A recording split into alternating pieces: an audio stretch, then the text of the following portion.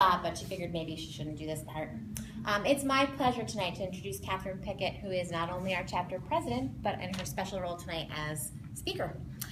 Katherine, as you have heard and probably seen in the announcements, is going to talk about the many options there are for publishing your book. There are so many these days and they're changing all the time. So she's going to give us some tips also on how to figure out which one is best for you. Another helpful part of this process. Katherine's experience comes partly from over a decade in the field, both working in-house for publishers and on her own. Also from her book that she published, her first book, Perfect Bound, which we have up here in the front of the room, which incidentally she wrote while she was 7 months pregnant. Oh, yeah, that's right. The desire to expand her local network is what brought Katherine to the MWA not long after she moved to Maryland. What has kept her here, she says, is the community and the great resources. And also eventually inspired her to lead this group as president, which I don't know about you all, but I'm so grateful for. Without further ado, Katherine and her presentation.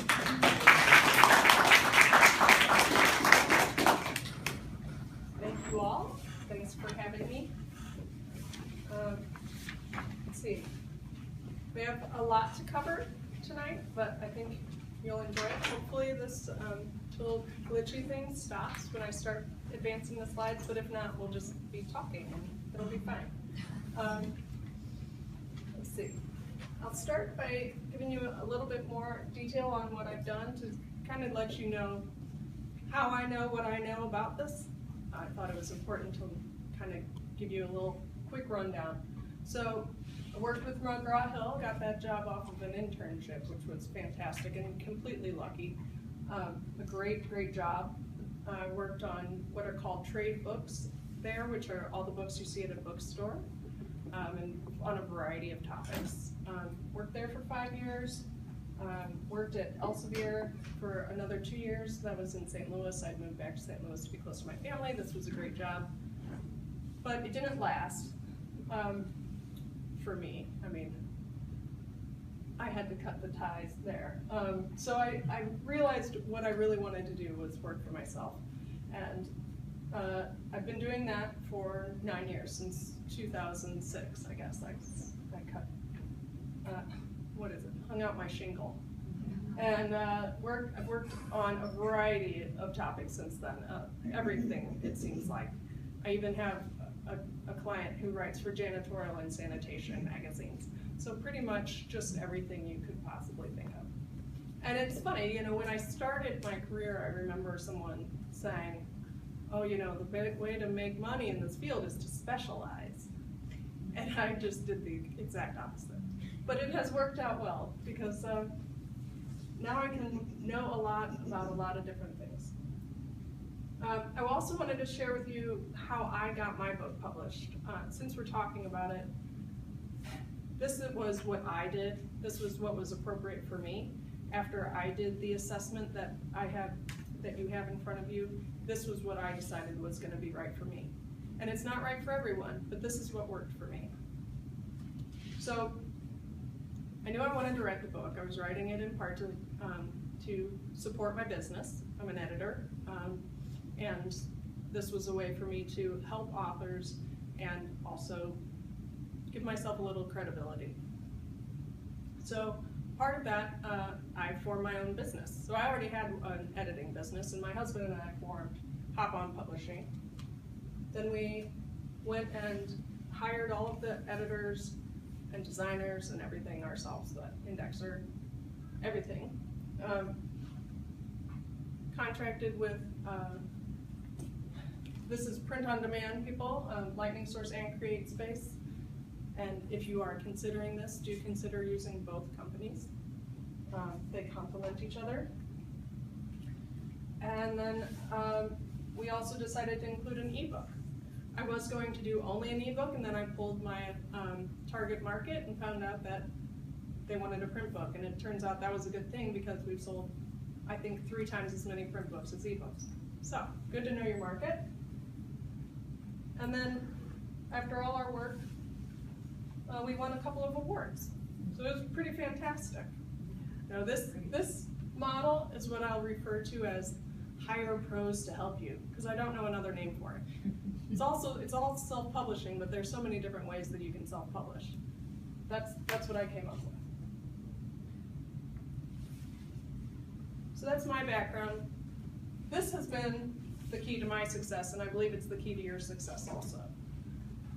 Establish your goals, then find the publishing path that best complements your strengths and weaknesses. That assumes you know what your strengths and weaknesses are, and so that's part of what our exercise today is going to be. I do want to invite you to take a look at that. Oh, here it is. This publishing paths to personal assessment. We're going to come back to this at the end, but it might be helpful if you kind of familiarize yourself with some of the questions. It's goals and then also assets. And then knowing that will help you figure out. I don't think everyone heard that. Oh, really? There were more at the back. No. Does anyone need? Oh, they're gone. Okay. They're not? Okay. Oh. Sorry. More people than usual. Let's see. You can look on mine if you want. I just have one left. Do you want to look on this one? Look at this one.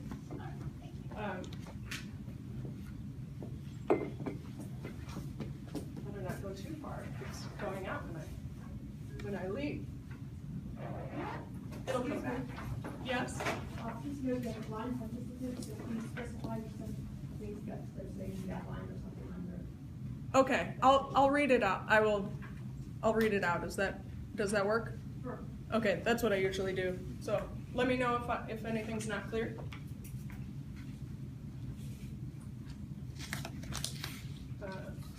Okay.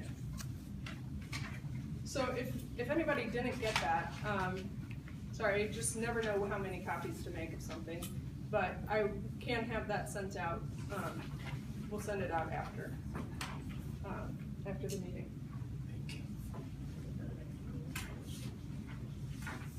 So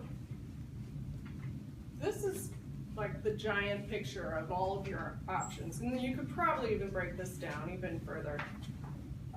My idea was to go through all of these. We might not have time for all of that, so at the end, there are a few that I might pull the crowd to find out which ones you really want to hear the most about.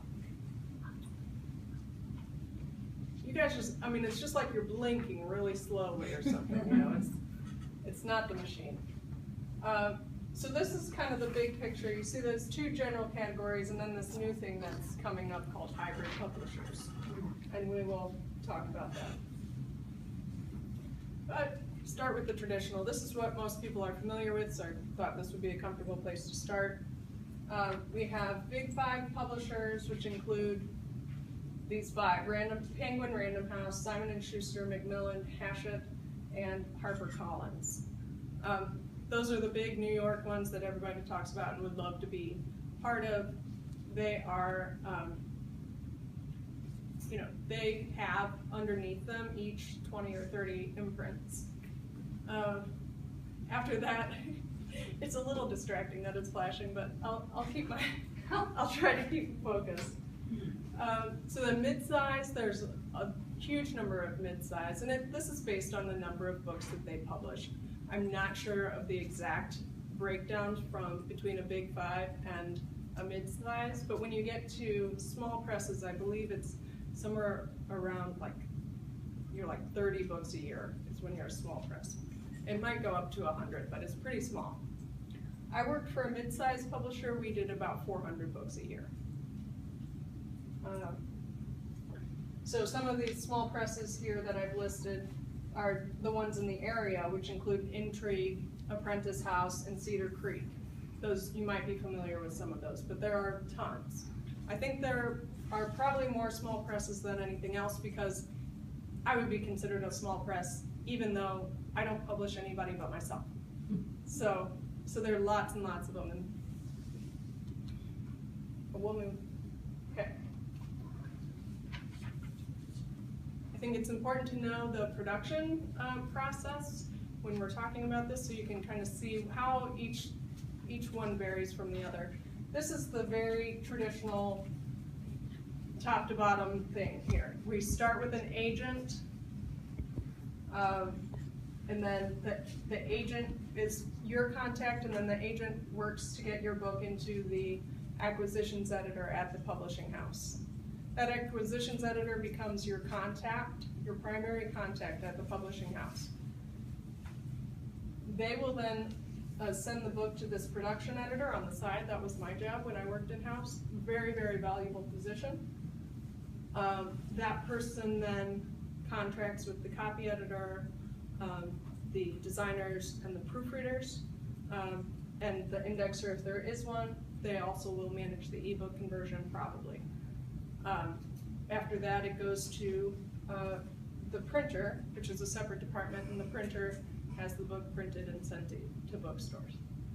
So with this model, you have essentially two gatekeepers, because you have to get the agent, and then the agent has to get the publishing house. And you can't work with the big five publisher without an agent. So what do you get with a big five?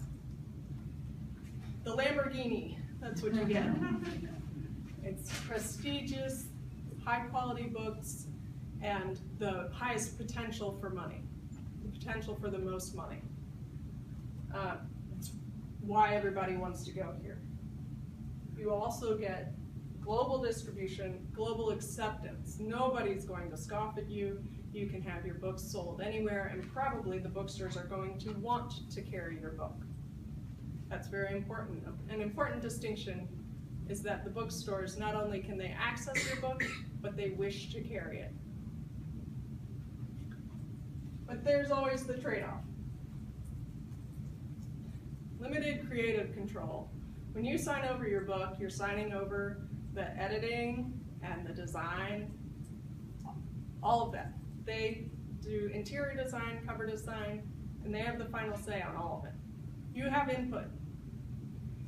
And hopefully you have somebody who's listening, but ultimately they're the experts. That's why you went with them. They know what sells. And so,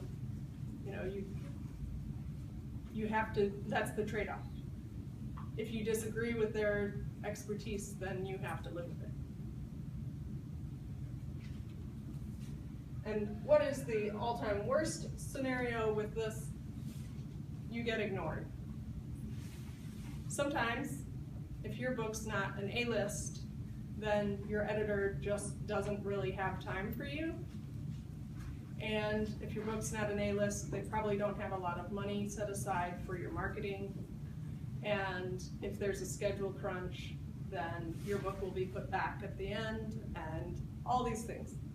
Only a few books are ever on the A-list each season. Most publishers work in seasons. 3, I think, it's summer, fall, and spring, or something like that.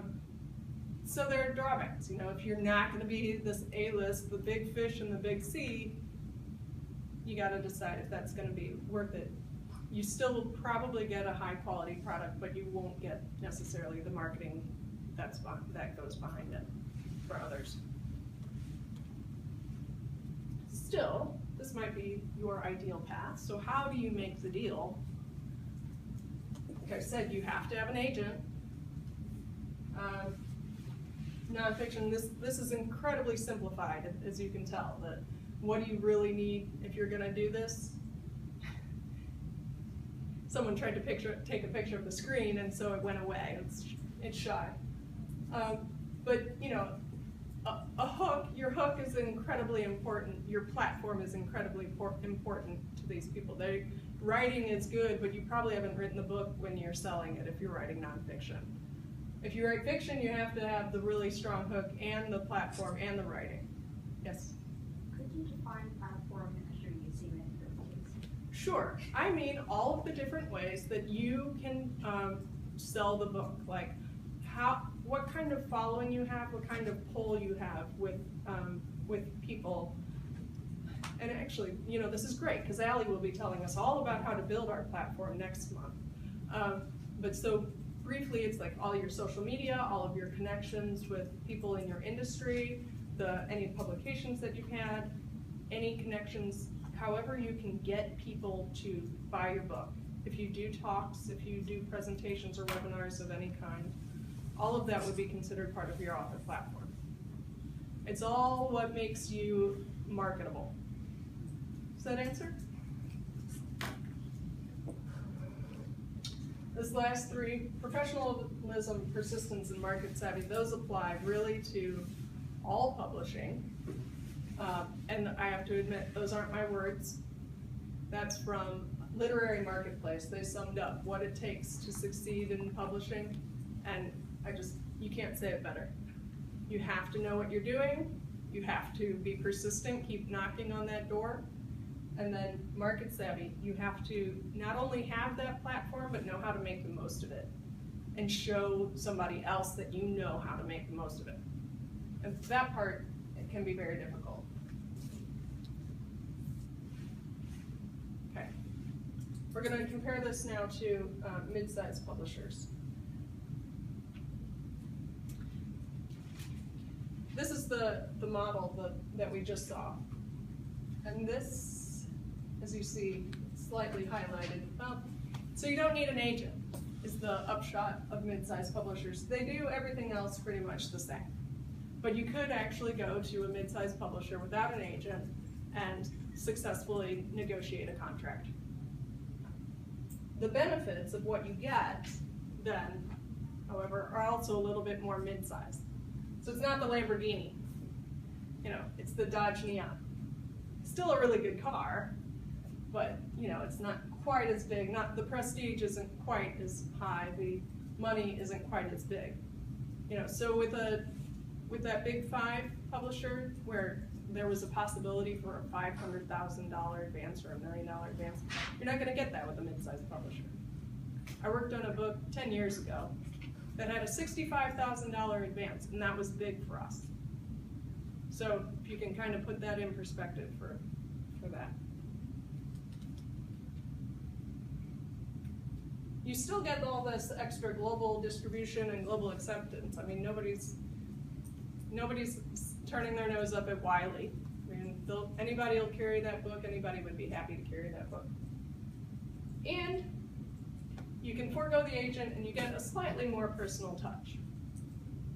I don't want to exaggerate how much more personal this is, but there is a little bit more personal interaction between the editor and the author.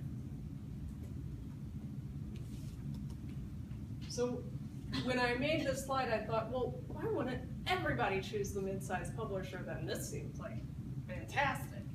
And then I remembered our worst case scenario. This happens a fair amount, especially now with books, with publishers being bought and merged all the time. There's also the problem of if your editor leaves and somebody else takes it on and they're not as interested in the project, and then it just can stagnate even more. And and even I've worked on 3 books that were canceled outright. So that does happen too. But still, there's a lot to be said for this model. So what do we need? Same things with the nonfiction and fiction, as far as your platform. You might be able to do more of a regional appeal rather than a national appeal, like a university press might focus more on the West or the Midwest or something like that. So again, it's kind of just slightly smaller.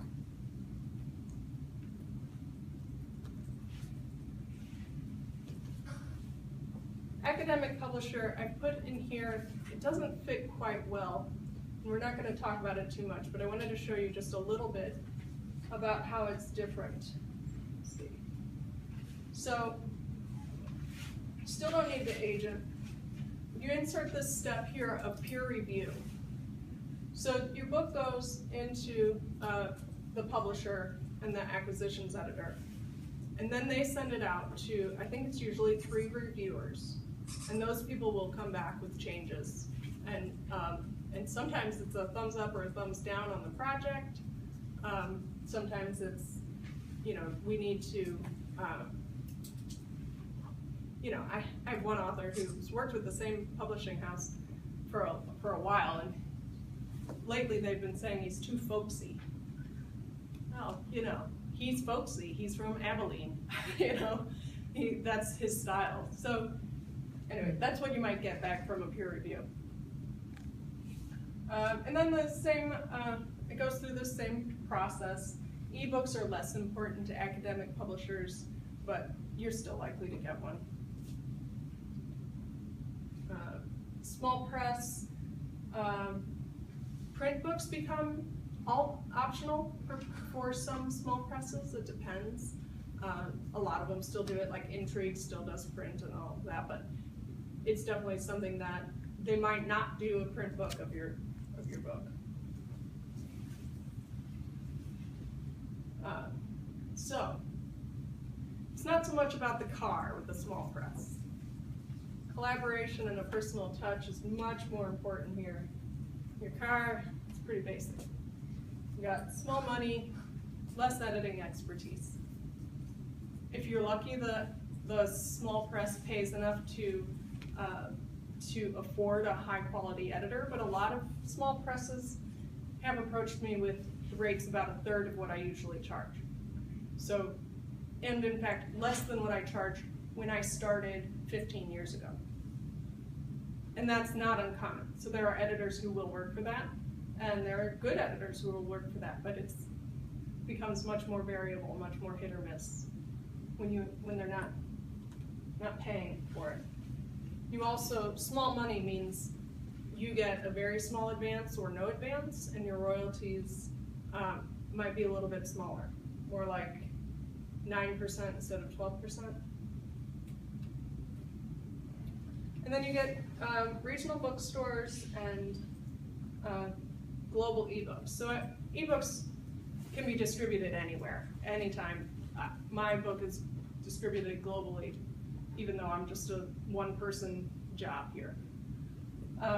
Regional bookstores, because it's difficult to get the interest of other of bookstores across the country if you're very small. Partly, they know that you're not spending as much money on it. They know that you're not attracting the big name people. Those all play into the same thing. However, the bar is lower for you to get in. Worst case scenario. Company goes out of business or no benefit over self-publishing. If the company is so small that they're only doing a couple of books a year, then they're not going to have the same pull as others with bookstores to get discounts and those sorts of things that you would expect from a bigger store. They also don't have the connections with the editors and the designers that somebody else might have. You have to look into it. It's not that none of them have this, it's that you have to be a little bit more investigative when you're talking to them to find out, you know, all you can about who they're using and what their options are. Now they might tell you that they have worldwide distribution. And that's true because if you have your book listed through a company called Ingram, then anybody can get the book. But that's not the same thing as the bookstore wanting to buy your book. And so there needs to be more than just having it listed in Ingram's database. But there are still some good things about a small press. You know, no agent preferred, that's a big one. Like I was saying, the hurdle is smaller. You get a much more personal touch. A lot of these small presses will work with you very closely to get a good product. They'll accept you with a smaller platform. They do a lot of genre fiction.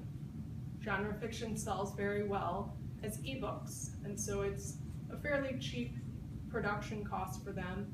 And for you, you get their expertise and their marketing behind you. And from what Intrigue has told us, they do a pretty good job of marketing. I mean, they do put effort behind all the books they publish, so there are definitely people out there who are doing it right.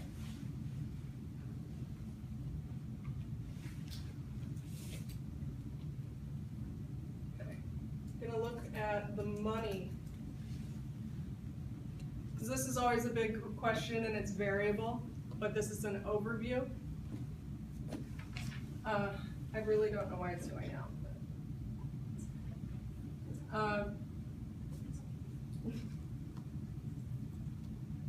So you have an advance. It's an advance against royalties. That's important. Not everybody understands that. If you get paid $10,000 as an advance, then you don't start accruing royalties until your book has earned back that advance. This is one structure: half paid upon signing the contract, half paid upon acceptance of the manuscript. As I've said, I've worked on 3 books that were canceled. Those people would not have gotten that second half of their advance. And the publisher has the right to go and ask you for the rest of the money, but I don't believe that they actually do that.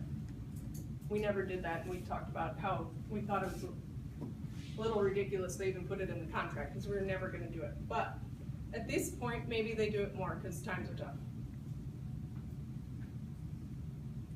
Royalties, okay, so once the advance is earned back, you get a percentage of sales, and it's incremental.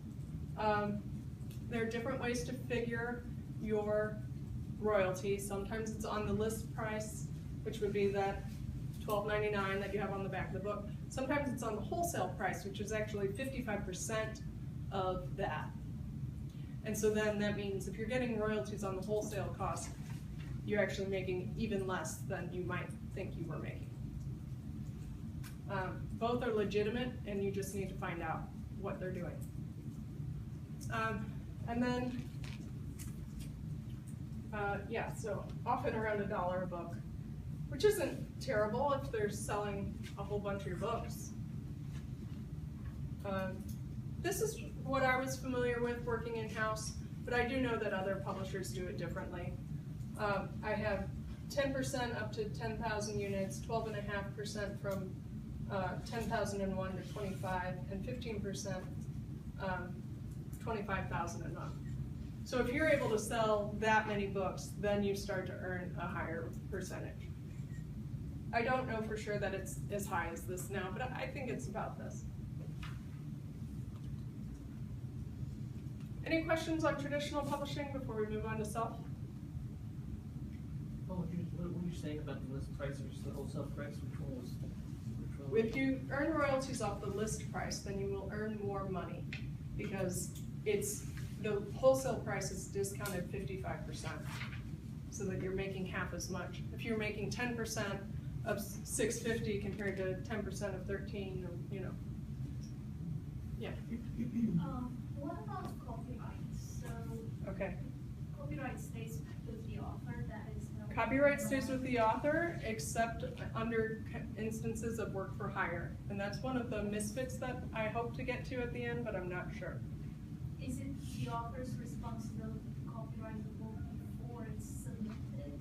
No, the publishing house will register the copyright. You are welcome to register it before that, but it's not necessary. To what extent does the publisher get to discount your book, so they get to tell you, if we didn't sell it for this price, we sold it for that price, so you get this instead? Yes, that's a good point. They are able to set the price at whatever they think the market will bear. So they might charge too much so that nobody wants to pay that much. They might charge so little that you're hardly earning anything on the book, but you don't have any say over that. It's all based on their finance guy who's been doing it for a long time, and you kind of hope that he knows. I mean, they can change the price over time. Oh, right, they can like change. Maybe somebody calls and says, I want this many, so they can discount. Oh, yes. Okay, so if they've sold the book at a bulk discount, kind of what you're thinking of, I would think that that was still a set number. That I don't know for sure. I don't know for sure, but I would think that they would still have to base it on what they told you of either the wholesale discount or the list price. And the fact that they've discounted it is up to them. I would also bet that that bulk discount isn't greater than the wholesale discount that they give retailers. Because usually those people who are getting the bulk discount, it might be a company who wants to use it, you know, like if I wanted to buy a book and have it to give out to you.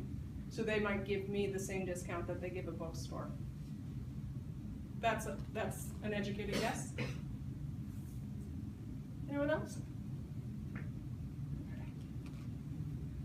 Oh man, freedom! Let's just do it ourselves.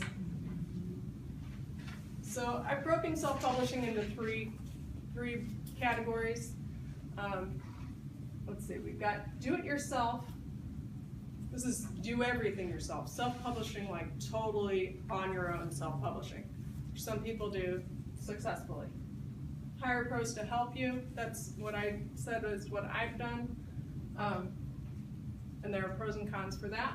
Self-publishing companies, you write the book and then essentially hand it over to somebody else to do everything to it.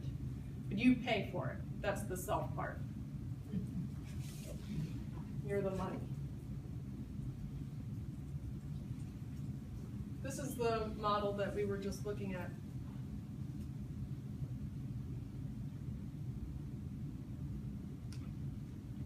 Okay. Yes.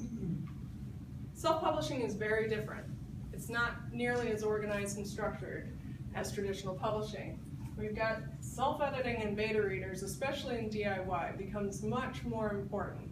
You've probably done this before you went through to reach any kind of a traditional publisher, but when you're self-publishing, the importance of this just becomes greater. A lot of DIY people skip editing. I don't recommend it, but you could. Cover design, you can do cover design yourself. There are websites where you can get template designs, or if you've educated yourself on how to do a cover, then you can do that. File formatting, so to either do a print book or an ebook, you need to lay out the book in a way that will be visually appealing. And then you can do either ebook or print on demand. You could also use a different kind of printer, but if you're following this, you're almost certainly going to use what's called a print on demand printer. Pros and cons, low cost, definitely. You're doing it all yourself. Full creative control. There's nobody there who's going to tell you what the cover needs to look like, what the interior needs to look like, what price to set it at. All of those things are up to you. And you keep all the money. If you sell it, then you're great. But there are some cons. You know, the cost paid in time. A lot of us discount our time, but really it's quite valuable. I mean, especially if you are like me and you work by the hour, then you know how much your time is really worth. You have full responsibility. You'll often end up wanting to reach out to somebody who can help you, and there are groups online and everything who might be able to support you. The learning curve is a huge thing. You know, the guy I know who's very successful with this, he's been doing it for a long time, let's see, 20 or 25 years. And he's a full-time author. That's what he says, but he does supplement his income with speaking engagements. And he has a niche, a very small niche of music marketing.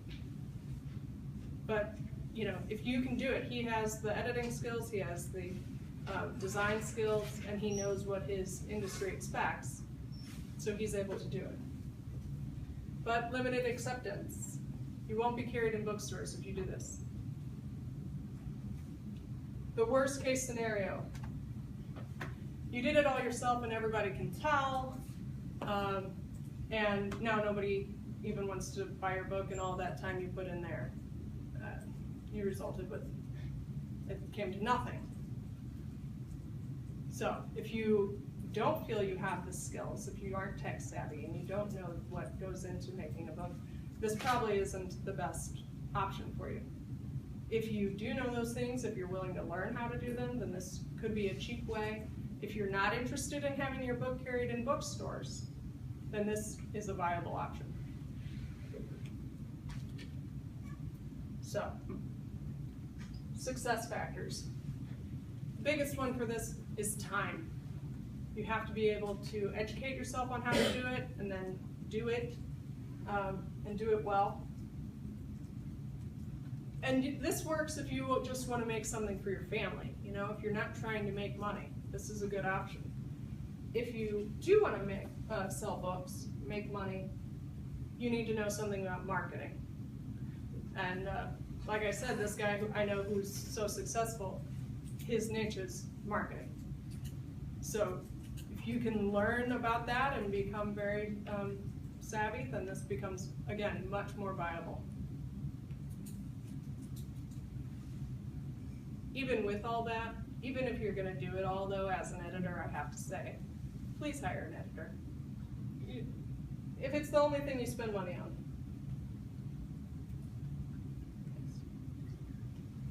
Hire pros to help you.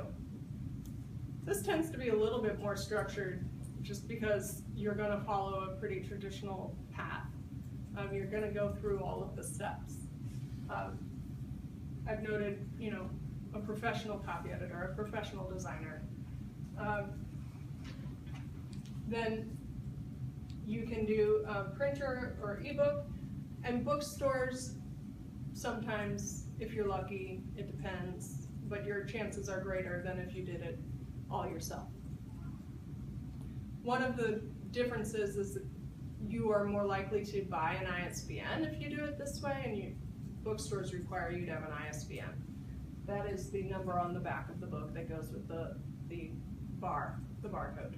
Yes? ISBNs are fairly expensive. That's true. 125 for one, $250 for 10.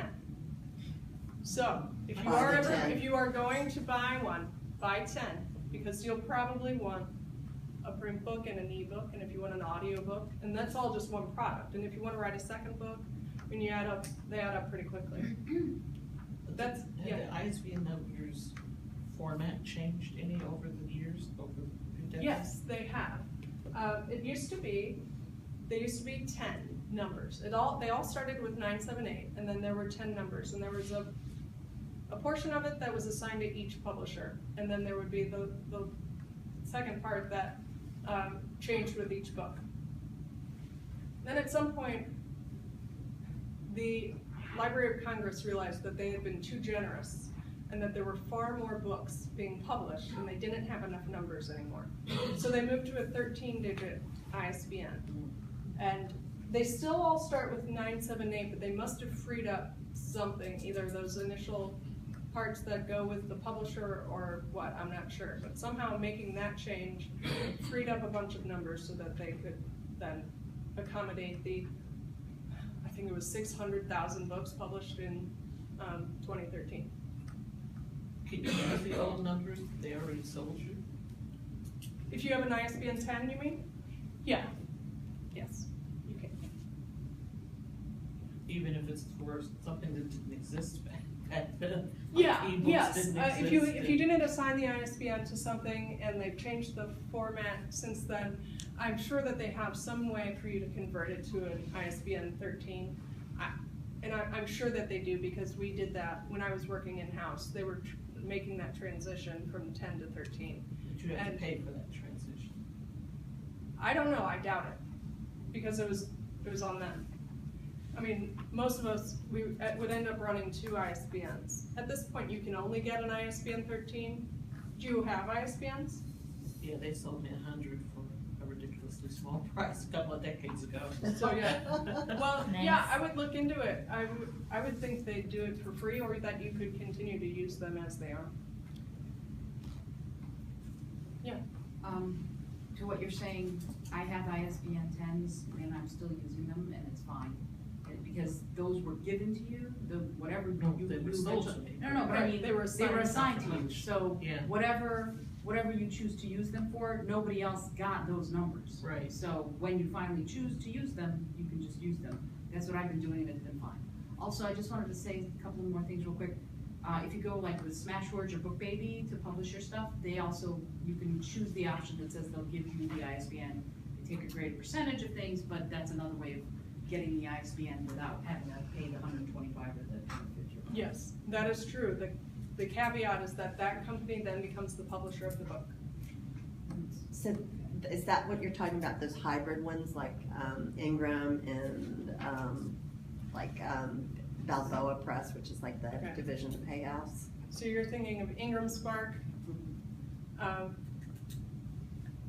Those actually aren't.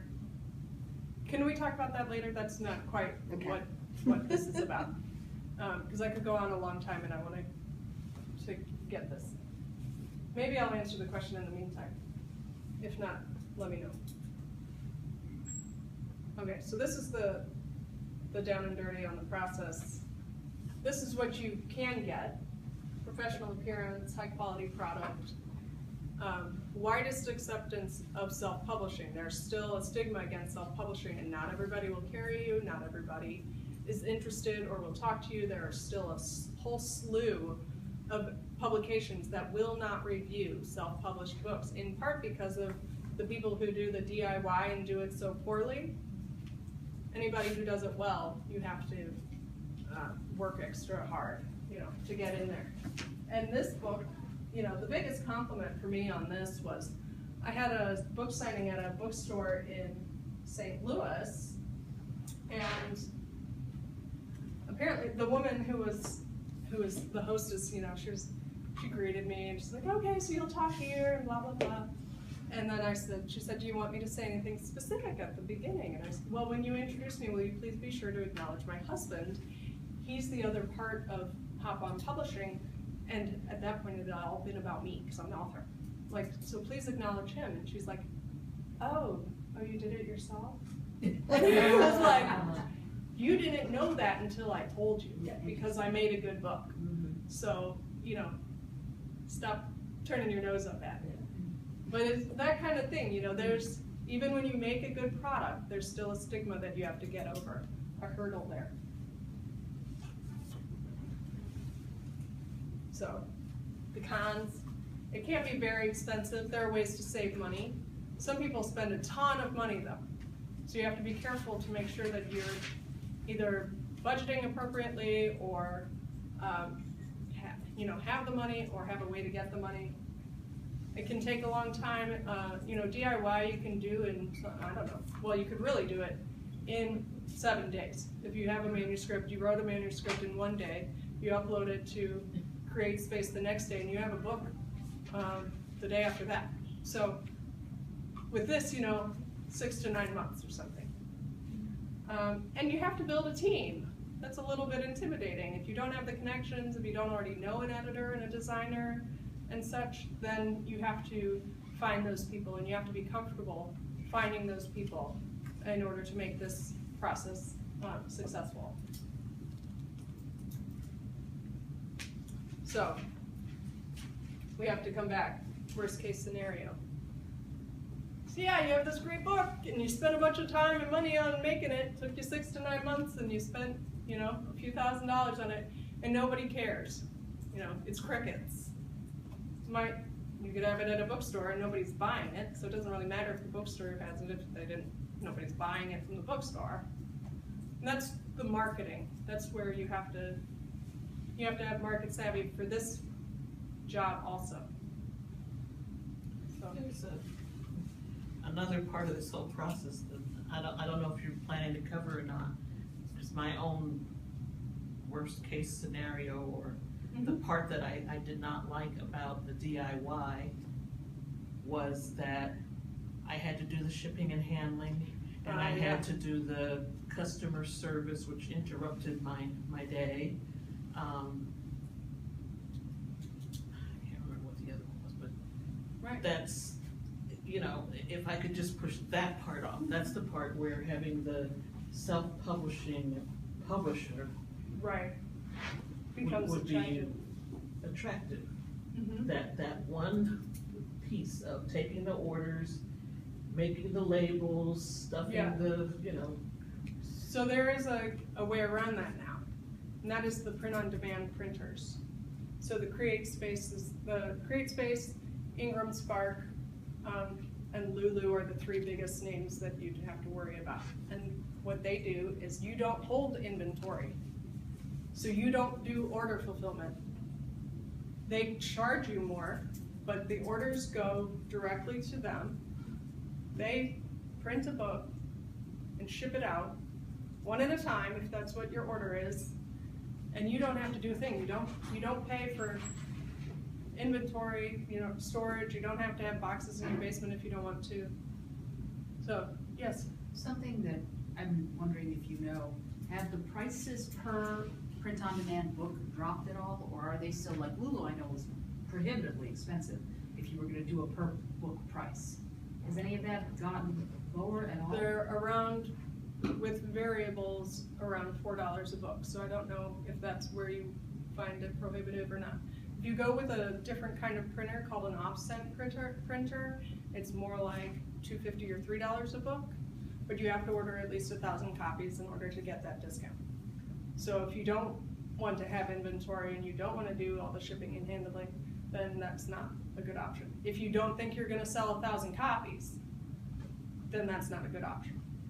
But Isolda's right, there's a cost savings to ordering in bulk and doing that.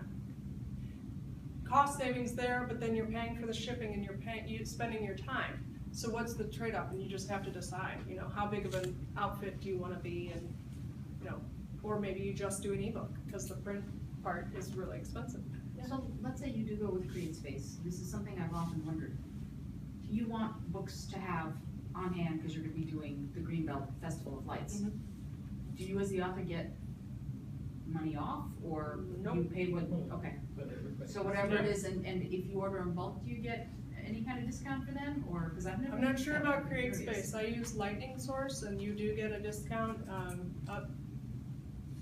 It's funny, so they have this weird discount system, but it's like if you order 50 or more, then you get one level of discount, and then if you order 100, there's a greater discount, and it goes up from there. It sounds like, too, from what you were saying with your Lightning Space, and use this other one too, that you have the option of, say, maybe I go with, I don't know, one of these CreateSpaces, maybe I go with CreateSpace, but I also have my neighborhood offset printer, Valmar, and they can knock it out too, so that if I have Greenbelt, I can just say, here's what you need to print for me, you know how to do this, you've got it, on file or whatever, and I go to you when I want something that's maybe more reasonably priced. I don't have to order 1,000 copies, and I can go to Greenbelt with 15 or something.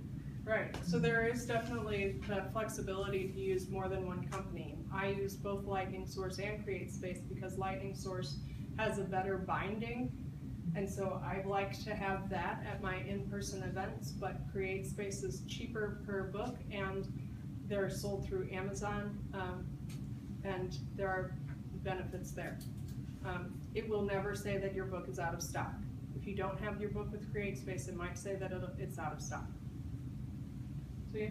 Yeah, I have 2 novels on CreateSpace. Okay. $300 of it. I can't remember how much they retail for, but it's about like $10 or something. And if I want to, get some books myself to sell in a bookstore or to, something like you're doing, you do get a couple dollars or so, I think, a discount price. You just order them directly from CreateSpace, and they have an offers price. Oh, okay, right. Because I think it's right, like you're $3. not paying the list price. Right. You're paying the, okay, right, So yeah. then you I think sell it's it. like $3. You sell it at the list Depending price. on how big you your do book an is. event or whatever, and Right. you keep the difference.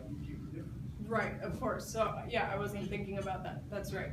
You're just paying the printing cost. Good, cool, that's what I was wondering, thank you. Yeah, thank you, Randy. So how to make this successful takes time and money. Capital or a way to get it, crowdfunding, of course, is a huge movement. I don't know if anybody here knows Pub Slush. Are you guys familiar with Pub Slush? No. Well, they just went out of business. Oh. It was a big deal at the conference where I was. Anyway, I thought we had talked about it here, and I was like, oh my gosh, you did it. Let's see, yes. Connections or referrals, you know, like I think we've talked about all of these things. Managing the vendors is a little bit of a thing, you know, market savvy, because how else are you gonna get people to buy it? If you want anybody to buy your book, you have to have market savvy. There are very few books that if you put it up there, somebody will buy it. I mean, I hear about that. People will be like, oh yeah, my friend, you know, he makes $50 a month on his book that he's never once marketed. And I'm like, well, that's luck. You know, I don't think the rest of us should count on that.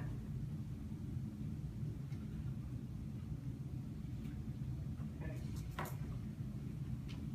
Self-publishing companies is it's an iffy, let me check the time, make sure I'm on time. Okay, we're doing well. So they say the average book is about 1,000 copies, right? Sold? No. No. Average books sold for a self-publisher is 200. Wow. Actually, that's a successful self-publisher. That sounds It's right. 200 books sold. Most self-publishers don't make more than $500 over the life of their book. And I'm not sure if that's over the cost. I think they mean regardless of how much they spend. Unless you're maybe in a niche. If you're in a niche, right, so this is Better in this is a niche. averages. Because That's if you're in a very niche well. and you can do very well, that's right. That is a huge part of being a successful self-publisher, is having a narrow enough niche that large publishers aren't interested in that. And you are gonna fill the need that these large publishers have said was too small for them. Maybe it requires more interaction with the crowd, because some people don't want to buy just a book on Amazon. They're only going to buy a book if they meet you. Then you can be that person. Yeah. There's also Patreon. Has anybody heard of this? you say Patreon it is a wrong? website where you can sign up if you're an author. Patreon? Patreon, Patreon. And if you're an author, you can sign up, and as you deliver more content, people will actually sign up if you have any kind of a platform. They'll sign up and they pay you every time you submit that you've created content. You can do it with music, you can do it with books, stories, whatever. So if you're writing a novel, every time you put up a chapter, here, I've written another chapter, people have signed up to pay you a little bit of money every time you've written something and submitted it to it. So it's kind of an interesting new way of doing crowdfunding as you go. So they don't own it, you still No. own it to sell separately They're as a book? they're just supporting you as the artist, as the author. So if you put something up, like a chapter of your book, Like a patron. like Patreon, right, that's where Patreon comes from. Spell that again? Patreon, patreon.com. Crowdfunding evolving, I think. I think so. Used to publish, like, what did they call them in, you know, like. Serials. Part- Yeah, Serials. thank you, serial, yeah. Yeah. Things, yeah, parts of conflicts of- Just watch them start again.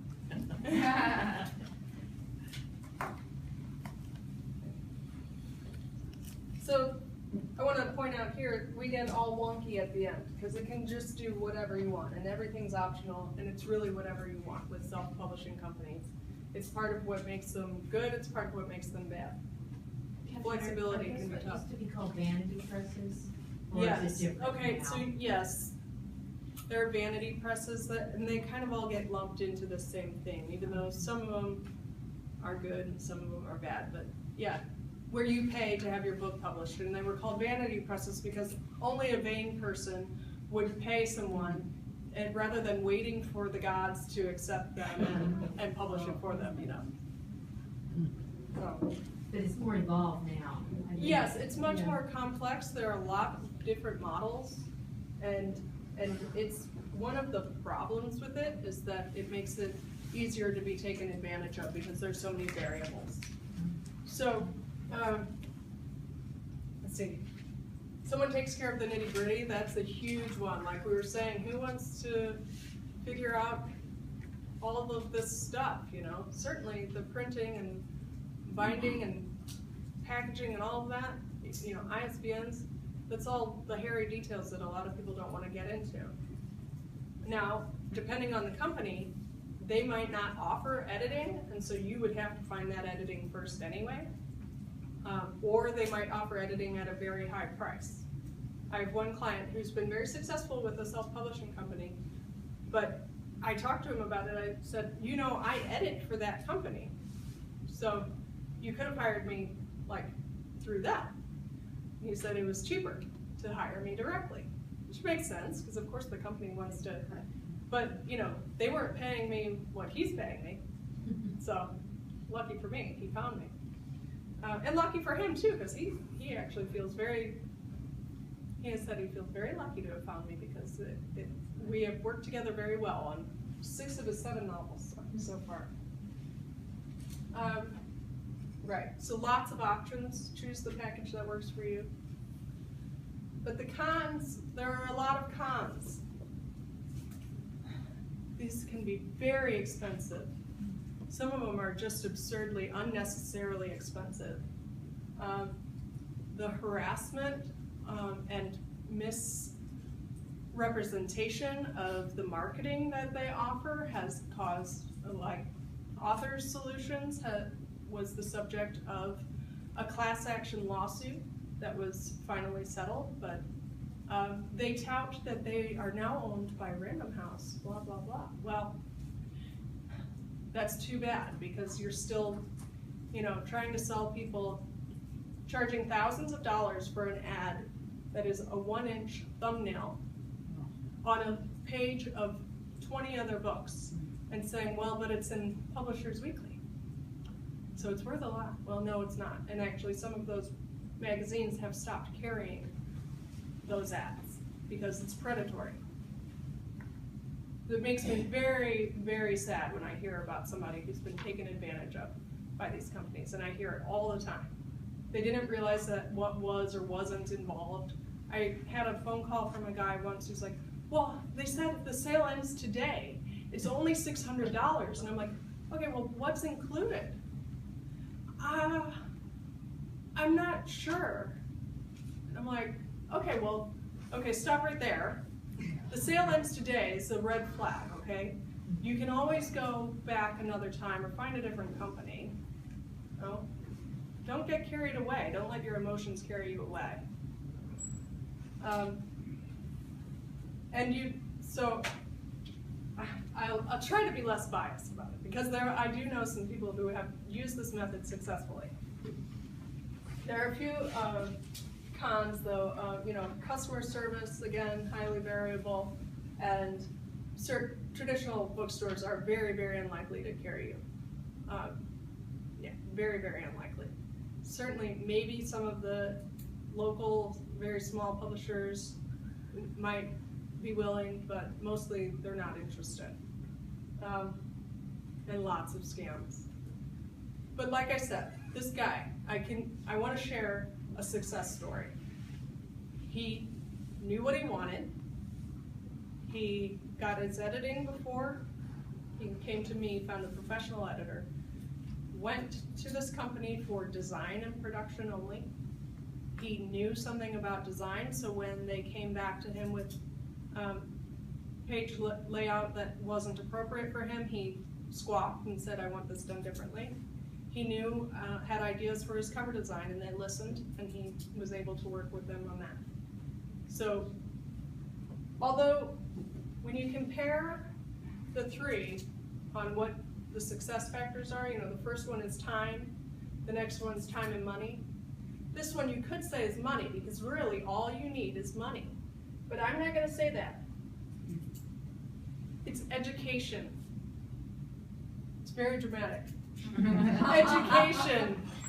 Education. That's how you succeed in this. Because it's the only way you can prevent yourself from getting taken. So learn about the process, learn about the company that you're going to sign up with, and talk to people, and don't just go, oh, Ex Libris, I've heard of them, and sign up with them because they're part of the Author Solutions fiasco, you know, and you want to know that. There are lots of resources out there for you to find out who you should stay away from, and, you know, forums are good, take it with a grain of salt, but there's certainly information out there. And, you know, of course, market savvy and time for marketing. This guy, he's local. He had his book written up on BaltimoreSun.com. Wasn't in the print, but it was on the main website. That's pretty cool. That's a success for a self-publisher, especially one through a publishing house. I mean, a self-publishing company. Okay, we're down to the money. You pay for everything, and you can pick and choose from this what you're going to pay for. We've got editing, design, and layout or formatting. If you choose to have a print book, if you choose to have an ebook, and however much marketing you want to do, which is endless. You could spend tons of money, or you could spend none. You could spend tons of time, or none. It's totally up to you. I've had people ask me how much marketing costs. I'm like, well, as much as you're willing to spend. And you could really, like, I mean, it could be your full-time job.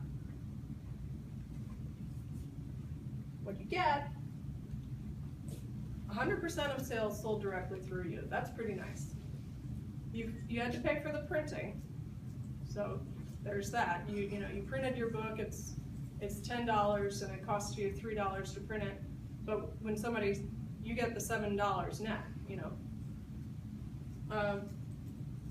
and then through other retailers, it depends on the retailer, 35 to 70%. It depends on so many factors. Like on Amazon, it depends on how you've priced your book. Right, if it's under 10, then you get 75%, and if you are over 10, then you gotta get like 35%. Right, but there's also the basement of $2.99, so your book has to be between $2.99 and $9.99 to get the higher royalty. Right. And they don't call it a royalty, of course, but that's essentially what it is, a portion of sales. So you have to read the fine print on all of them, and every site that you go to has fine print, and it's overwhelming. But you just have to take your time and go through it and know what you're getting. Okay, more questions on self-publishing before we? So, I mean, for myself, I'm not really far enough along to worry too much about this part, but is there some kind of talent bank, like if you were a writer and you don't hang out with graphic artists or book designers or things like that? Is there some sort of talent bank? So in other words, you wouldn't have a self-publishing company telling you use this person who might not. Right. I'm trying to think. I know that there are various things, like I could tell you about a few job boards for editors, and I imagine they have the same for designers, places. Like Elance. You know Elance. every website that's out there. You know that. Elance is one. Okay, yeah, Elance. All right. 99 designs. Yeah. Okay. Good. Dollars, not much money. Elance, 99 Designs. Do a Google search and you'll probably, and then do a search on that to make sure that they're all legit. Elance is 99 Designs. The thing about 99 Designs, look at, and I think probably for all of them, look at what they've done. Yeah. See if they've done other covers, see how well those covers are, like if they've got books, if the author has a book on Amazon with the cover from this place, look and see where they are in sales ranks, because covers mean so much with that. So that all of that, anybody who says I can do it for you for $50 is gonna give you a $50 cover. Yeah. Yep. Okay, let's see. This is where I wasn't sure how much time we have, and here, let's see. I want to take, I think we can do at least 2 out of these 3 before moving to our worksheet.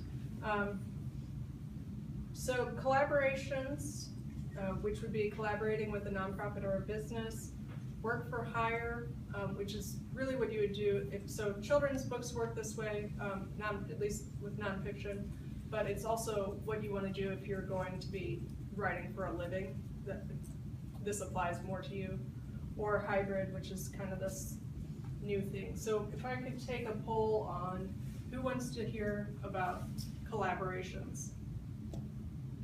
Okay, here we go. I'm glad we didn't bother with that one. Let's see. I tried to remember I wrote down this slide. It's gonna be. We'll just go through this.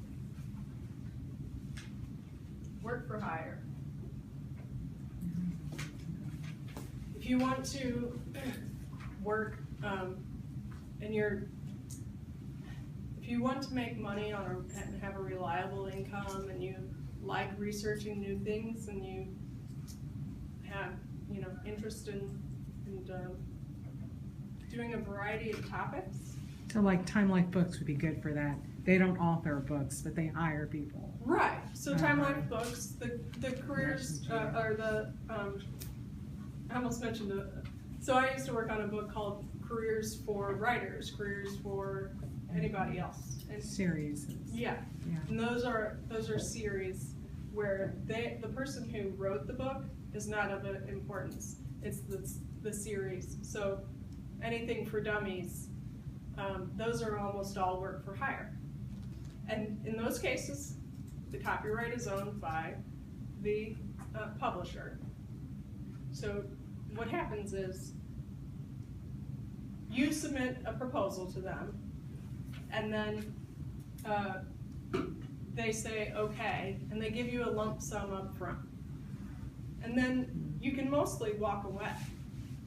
And you will have to review some page proofs probably, or do like a little bit of a look into it, but you're mostly done. You're the writer, and that's about it.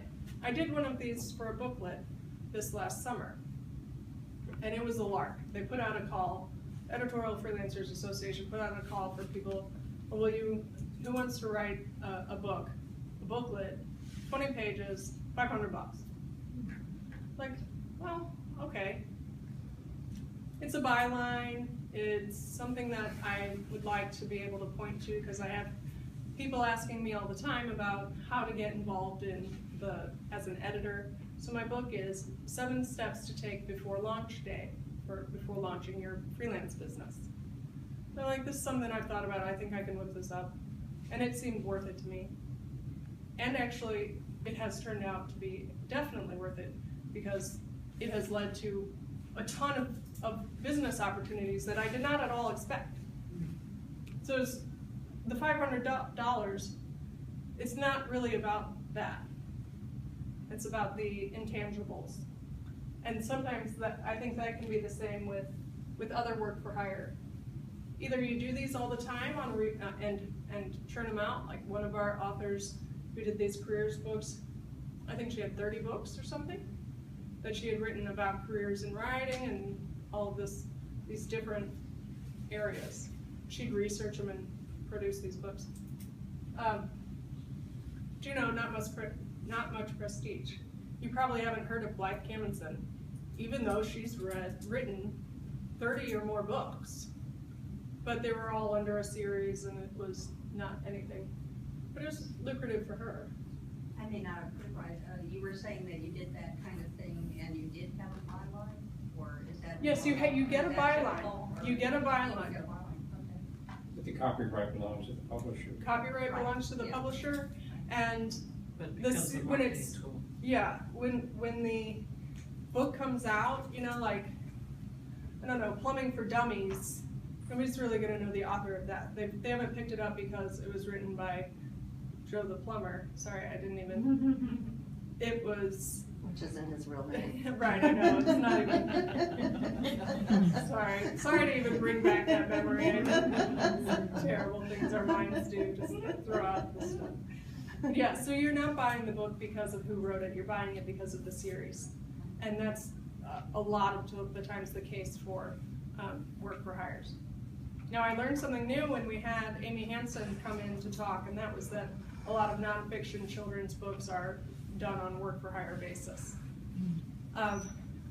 And yeah, so it's the same thing though. You pitch the idea, and then you write it, and then they pay you for it, and then you're done. Yeah. So I wanted you mentioned Amy, who's a good friend of mine. When I was working at NASA, I needed her to write movies. So I got her hired to write the movies on U.S. biomes that NASA published. The interesting thing about that, it came out as a print book also, so there's a lot of stuff for her to do. Nobody knows she wrote it. 34 different booklets and movies. Nobody knows that she had really anything to do with it. It says her name, but it's a NASA product, so nobody cares. But she got hired, because I hired her and she did the job and it was great. So just bear that in mind. Right, and next time when she's looking to do a similar job, she puts it on her resume, and they say, oh, you work for NASA, even though I don't know who you are, this shows that you have this experience. So it can be good, and if you're looking to become traditionally published, this is a way to say, I've had publications, and it shows that you know the process, which is a huge deal. Like, if I don't have to spend time telling you how a book gets made, that's a big help, you know, when you're working with an in-house editor. You know that it's a business, you understand those things, so that's important.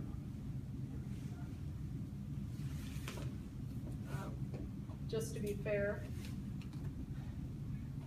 So, who spots the real problem with this? You want to say, Kyun? Kyun, Sorry. yeah, you don't realize how much time it's gonna actually take for you to do that. So it takes time, and you've been paid a certain amount, and so your dollars per hour might end up being very low. So even though it's $3,000 for a 250-page book, if you had to do a bunch of research, then suddenly that's not that great. Yeah. Another thing from a slightly different screenplay writing movie scenario, when I was writing movies for NASA, revisions are big. And they can, make sure you put that in your contract. If you start doing work for hire and they want you to revise, make sure you put it in the contract, how many revisions you're willing to do for them. Because they will keep. For that price. Yeah, for the price. And otherwise, you know, after 2 revisions or whatever, the price goes up. Put that in, I'm here to tell you. Yeah. Because I didn't and I got screwed. And you might be responsible for having the thing edited also. That could happen too, which is more money out of your pocket. So to succeed, ability to work quickly and on deadline is a big one if you're trying to make money at it. And then the other big one here would be a connection with an agent or acquiring editor, because you still have to be accepted into the traditional publishing house. It's still part of the traditional umbrella. Let's move on to hybrid publishing. Pros and cons. So like we've said, Arnold, with a lot of these things, you know, somebody else takes care of the publication process. That's big.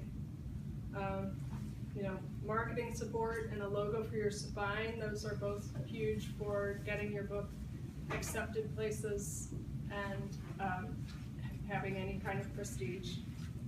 Can you define hybrid? Hybrid, yes, I'm sorry. Okay, lots of variations, but what it usually is a company that only takes a certain number of projects. So you still have to submit a proposal, but then you pay for the production costs. They will do the marketing and they take care of the design.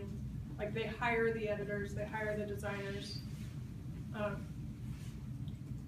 So it's tough. When I think about this, I think about how easy it would be to get taken advantage of. Because a lot of the self-publishing companies out there now already pretend to be selective. So what is going to prevent them from suddenly rebranding themselves as hybrid? That's my concern with this. There are good companies out there though. There's a company called She Writes Press right now for female authors, women authors. And there's Greenleaf Group, they also do good work. And then ACES, don't they consider themselves hybrid also? They do. They're also a la carte. So in that you pay only for the services that you want. Yeah. So then, and I met the owner of ACES at Gaithersburg, and you know, talking to him, that he's a good person. I also know he doesn't pay very much for editing, so if you're going to go through him, you might do like Jim did and hire an editor before you go to him. I'm sorry, it's called ACES. How do you spell it? It's very difficult. AOIS 21. Yeah. Strange. It's like Celtic or something, so Yeah. nobody can pronounce it. Drink more beer, I think. Oh, okay, okay. That does sound Celtic. I think you're right. I'm Irish. I can say that. Yeah, so the cons, you still have the gatekeeper and you're paying. But the woman I sat next to at the award ceremony for the Independent Book Publishers Association was published through She Writes Press. And she had a beautiful book. They submitted her book for several awards. They were there at the ceremony with her. I mean, a lot of support that you don't get other places. So I think that the key is going to be finding the right company. And I don't know how to make sure you do that. Like, it ends up being this sea of things and you just have to research. The other thing to remember is that you might still be considered self-published, so getting reviews in certain places could be difficult. I know, like Greenleaf and She Writes Press have relationships with reviewers, so those two companies might be able to do more, and if there are companies like that, they might be able to. But there are other book publishers, book reviewers who, if you put any money into the book, then it's considered self-published, and that's the end. They don't want to hear from you. So I say that just so that you're aware that this might be considered self-published. Some people are surprised by that. Katherine, have you found that anything I don't know if you consider yours self-published? Yeah, yes, definitely. Have you found it be at a disadvantage in any way for yourself in having self-published? Oh yes, absolutely. Absolutely, we could hardly get it reviewed anywhere. We sent out tons of copies. We couldn't even get it reviewed at the Washington Independent Review of Books because they don't do self-published books. We were lucky to get a review through the San Francisco Book Review, which was awesome, and then Midwest Book Review will also work with self-published. And those are like good names of people who will do it. But then there are a lot of review companies out there that they know that you'll pay for it and stuff. I mean, you really have to protect yourself a lot when you're self-published because everybody wants your money. So there was that hurdle, and then getting into bookstores. It's been a little bit of a. So we have our book in 3 independent bookstores, 2 here in Maryland and 1 in St. Louis. But like people, the Ivy bookstore, and here I'm naming names, but there's a bookstore in Baltimore that didn't give us the time of day. So, just because. In person? In person. And over the phone, and over email. We tried a few different times because I'm like, this book is perfect, and Baltimore is a huge writing community, and I'm involved here, and this really should work, and there's no reason they shouldn't carry my book, but they decided they didn't want to. And I know that at least part of that is attributed to it being self-published. It might be they've got 10 other books like this. I don't know of any other books like this, but maybe they do. Certainly they're not as good. Well, you're award-winning. That's right. Okay, and so this is the worst case scenario. You don't want to spend a bunch of money on a company, so we've talked about that. Success factors, we've got strong writing, a marketing hook, always. It's the same thing that's going to help you with other self-publishing. Finding the right company and capital or a way to get it. So yeah, I think this is just going to end up being another model of self-publishing, and they've called it hybrid, which is nice, but you're still going to be treated like a self-publisher. Okay, I think we still have about 6 minutes. 6 minutes.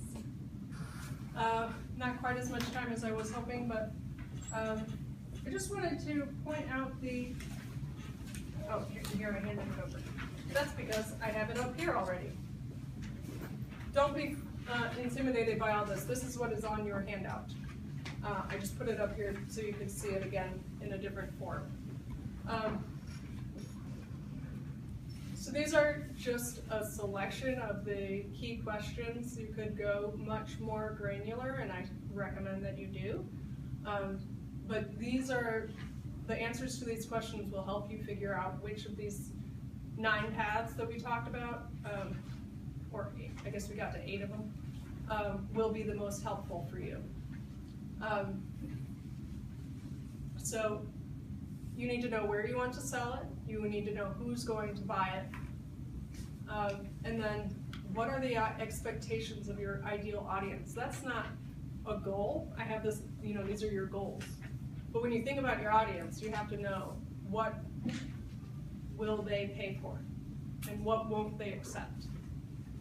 So that might be a deciding factor for you. Of course, financial goals. There's not a lot of money in publishing, so I hope you're not thinking you're gonna strike it rich, but if you're able to get a really great marketing platform, you might be able to sign on. You know, I know an agent in Colorado who's told me she's had a number of her debut authors signed for $500,000.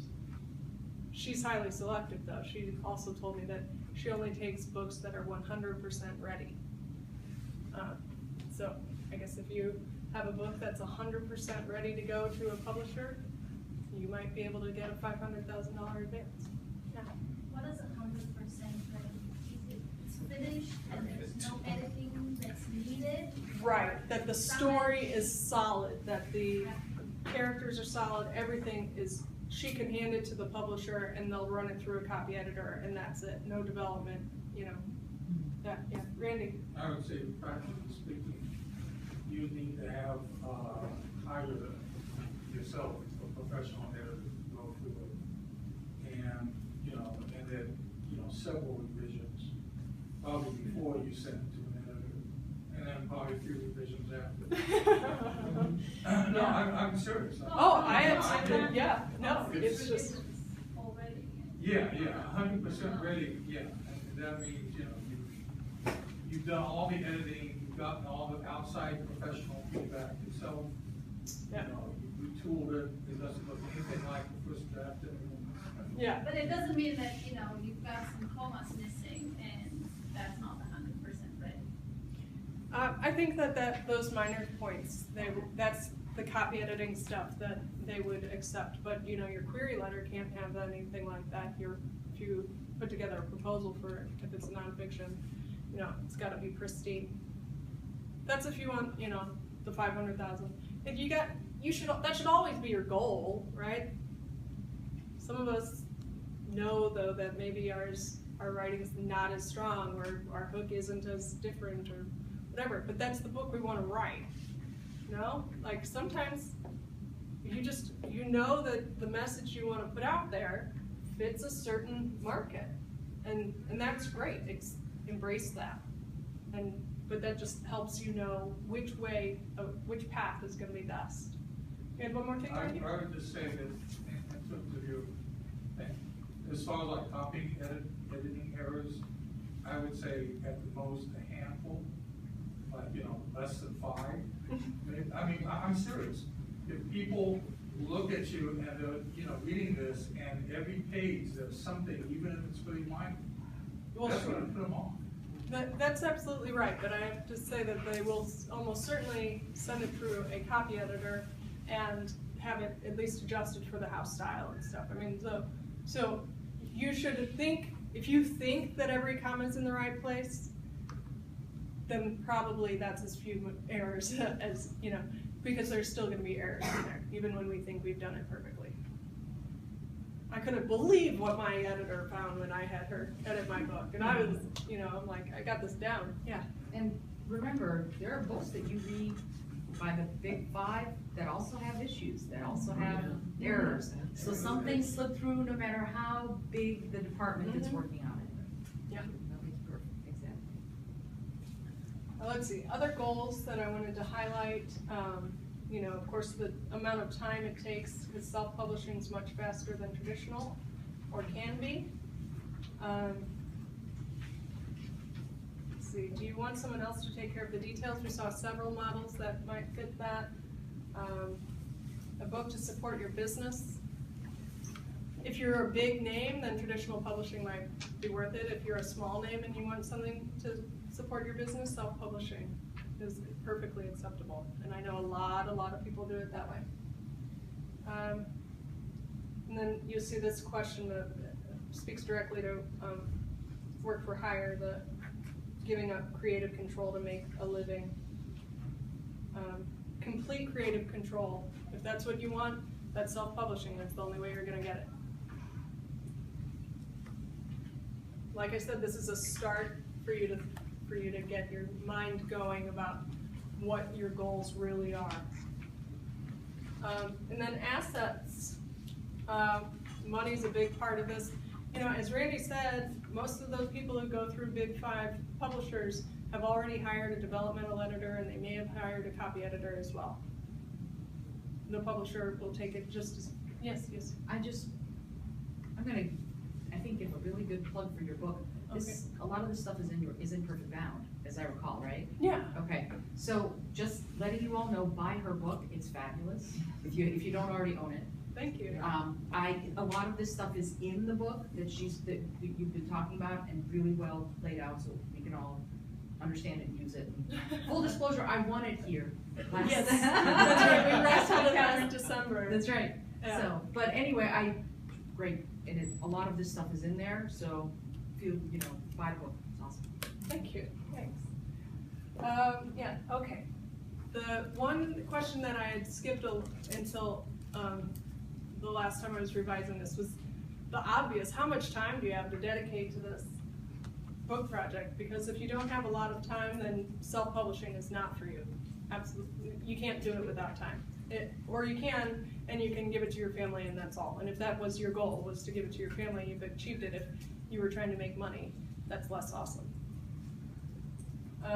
Credentials, narrow targeted niche, like we were saying. Niche is great for self-publishing. Big appeal, bigger book publisher that can help. And then, this marketing platform, we all want a huge marketing platform. If you have a giant national marketing platform, then it would seem to make more sense to self-publish, because then you get all the money. But if you're taking care of all of the business side and doing all the marketing, then that becomes much more difficult. So maybe if you have a really big name, you could go to a publisher, and then that makes sense. You get a portion of the money, but they have done some work on it. And you have to decide. You have to choose what's more important to you. Let's see. Connections with agents or acquisitions editors. Connections at all. Comfortable finding publishing professionals. You need an agent to go traditional, or at least an in-house editor. You need to know publishing professionals if you're going to self-publish. Educating yourself on the process is the top thing that I think everybody should do.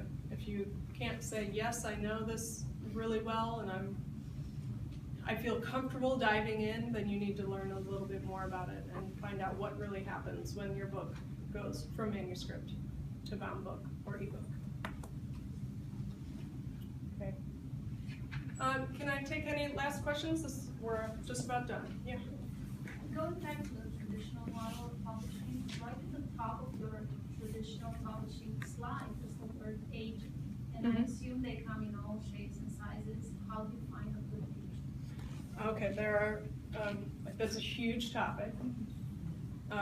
Research. There are several websites and books that are helpful. I'll name you a few. One is Agent Query, and then it's all one word, agentquery.com. Another is querytracker.com. Tracker, and it's a place for keeping your queries organized. It has more than just the information about who to find. You might also look into Literary Marketplace. They have a website where there's some free information, but it's almost not worth it. If you're going to use them, you might as well get the paid subscription. But even then, most of this information is freely available elsewhere. I'm not quite sure how they're justifying their subscription at this point, but I guess they are.